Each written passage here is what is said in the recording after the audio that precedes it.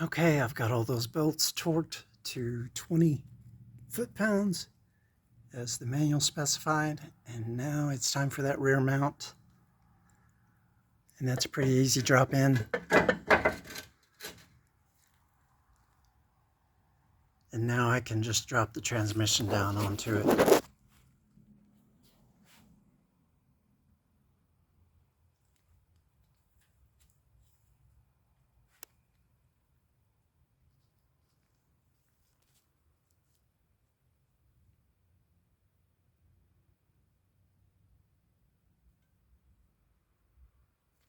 And it can rest there.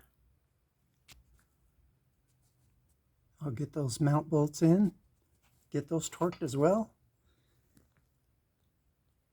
Let that gasket set up overnight, and tomorrow I'll be ready to finish putting it back together.